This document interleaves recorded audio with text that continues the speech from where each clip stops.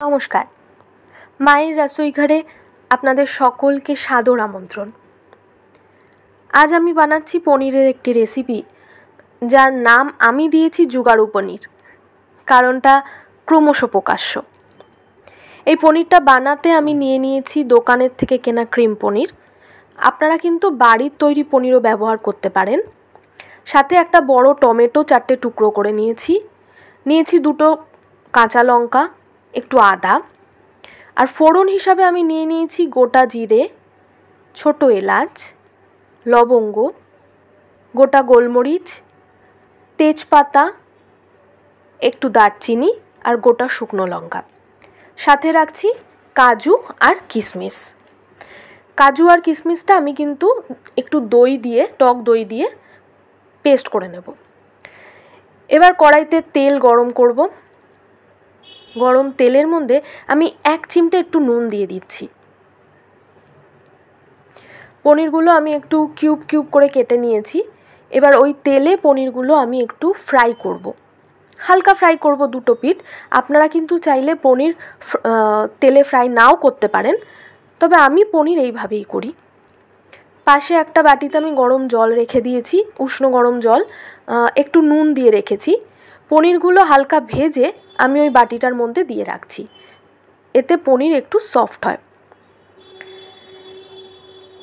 আপনারা কিন্তু পুরোটা সাদা তেল না নিয়ে ওর মধ্যে একটু ঘি বা একটু বাটারও নিতে পারেন, আমি কিছু দিইনি। এবার ওই তেলের মধ্যেই আমি ফোড়নগুলো দিয়ে দেব। মানে ফোড়নের জন্য যা যা রেখেছিলাম, যেমন গোটা জিরে, তেজপাতা, দারচিনি, গোটা শুকনো লঙ্কা, এলাচ, লবঙ্গ আর গোলমরিচ। গ্যাসের আঁচটা কিন্তু কমিয়ে রাখবেন যাতে এগুলো ধরে না যায়, কারণ তেলটাও কম দেওয়া রয়েছে, ধরে যাওয়ার সম্ভাবনা কিন্তু খুব বেশি। এবার আমি দিয়ে দিচ্ছি জুগাড়ু। যে কারণে আমি এই রেসিপিটার নাম দিয়েছি জুগাড়ু পনির, সেটা হলো আলু। আমরা বাঙালিরা সব কিছুতে একটু আলু খেতে ভালোবাসি, তো তাই আমাদের ঘরে একটুখানি সেদ্ধ আলু ছিল, যেটা এর মধ্যে দিয়ে দিলাম। কারণ আমার মনে হয়েছে যে পনিরটা হবে না দুবেলার কথা ভাবতে হয়, তো তাই পনিরটার তরকারিটাকে বাড়ানোর জন্য ওর মধ্যে দিয়ে দিলাম আলু। আপনারা নাও দিতে পারেন। যাই হোক, এর মধ্যে দিয়ে দিয়েছি পেঁয়াজ, আদা আর কাঁচা লঙ্কার পেস্ট। গ্যাসের আঁচটা কিন্তু কমই রাখবেন, কারণ ধরে যেতে পারে।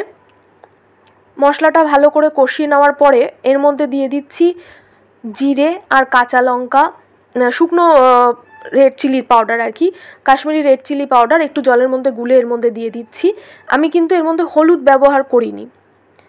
আর যেহেতু তেলের মধ্যে আমি নুন দিয়েছিলাম, তাই এখনও নুন দিইনি। দিয়ে দিচ্ছি কাসুরি মেথি। কাসুরি মেথি আমার নিরামিষ পনিরে দিতে বা নিরামিষ তরকারিতে ভালোই লাগে। আচ্ছা, এর মধ্যে দিয়ে দিচ্ছি কাজু কিশমিশের পেস্ট, যে পেস্টটা আমি একটু ঘরে পাতা টক দই দিয়ে করেছিলাম। রান্না কিন্তু প্রায় শেষের পথে।